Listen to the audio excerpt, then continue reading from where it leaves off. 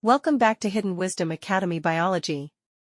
Today, we'll study the anatomy of two important plant families, Compositae, Asteraceae, and Gramineae, Poaceae.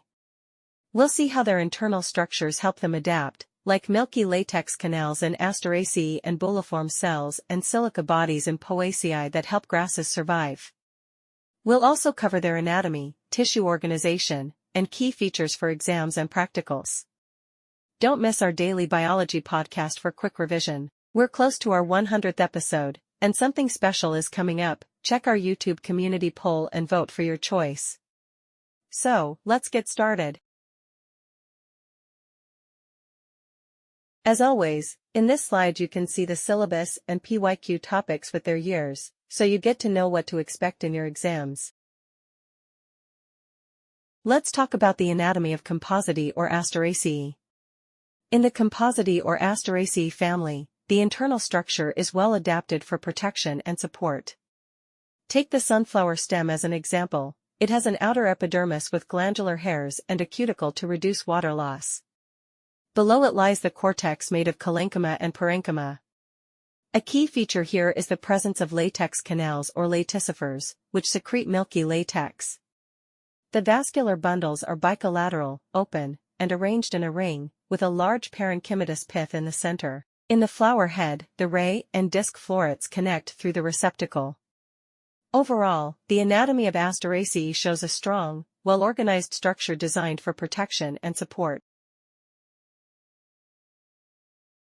Let's talk about the anatomy of Gramineae or Poaceae. In the Gramineae or Poaceae family, the internal structure is built for strength and water conservation. Take maize or wheat as examples. The stem has a single-layered epidermis with a thick cuticle. Just below it is a sclerenchymatous hypodermis that gives strength. The ground tissue is uniform parenchyma without clear layers like in dicots. Vascular bundles are many and scattered, each surrounded by a sclerenchymatous sheath. In leaves, we find an isobilateral structure with bulliform cells that help the leaf fold during dry conditions. C4 grasses like maize also show krantz anatomy, bundle sheath cells with large chloroplasts for efficient photosynthesis. Overall, the anatomy of Poaceae shows perfect adaptation to grassland life and dry environments. Let's compare the stems of Compositae and Gramineae. In Compositae, dicots, the hypodermis is collenchymatous for flexibility, vascular bundles are in a ring and open for secondary growth, and cortex and pith are distinct. In Gramineae, monocots, like maize or wheat, the hypodermis is sclerenchymatous for strength, vascular bundles are scattered and closed with no secondary growth, and the ground tissue is uniform. These differences make it easy to tell dicots and monocots apart. In practicals, focus on key features of Compositae and Gramineae stems. For Compositae, look for ringed vascular bundles, parenchyma in the hypodermis, laticifers, and a distinct pith. Older stems may show secondary growth.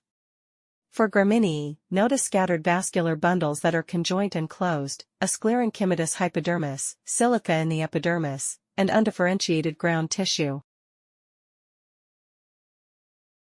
Let's practice few questions to test your knowledge. Let's start with question 1. Which of the following statements is correct about Compositae and Gramineae stems?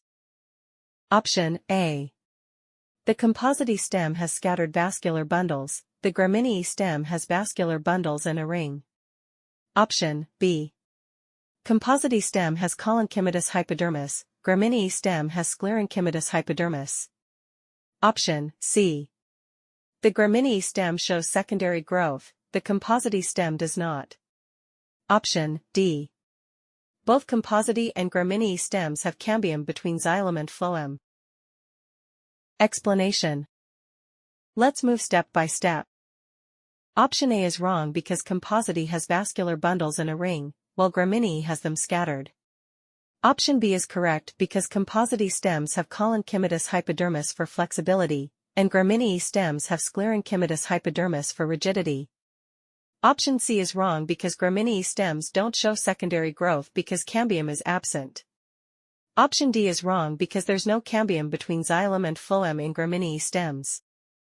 So, option B is the correct answer, that is Compositae stem has collenchymatous hypodermis, Gramineae stem has sclerenchymatous hypodermis. Now, let's move to question 2. Explain the diagram of a maize stem showing 1. Epidermis. 2. Hypodermis. 3. Vascular bundles, conjoint, collateral, closed.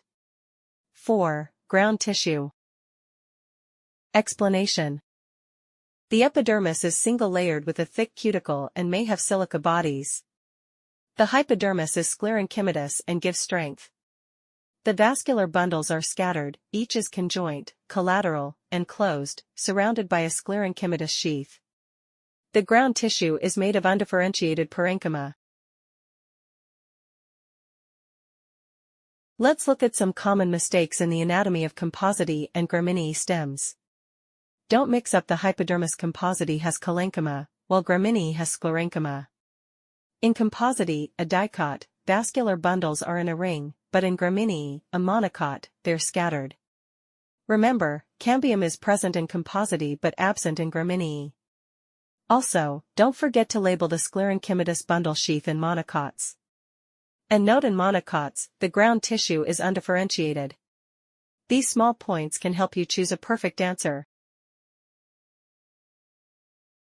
That's all for today's lecture on anatomy of Compositae and Gramineae. You now know the key differences between these two plant families. In the next lecture, we'll learn about secondary growth in dicot stem and root, how plants grow thicker and stronger. We'll see how the vascular cambium works, how annual rings form, and the difference between heartwood and sapwood. Also, don't miss our daily NEET MCQs and PYQ series for daily revision. See you in the next lecture.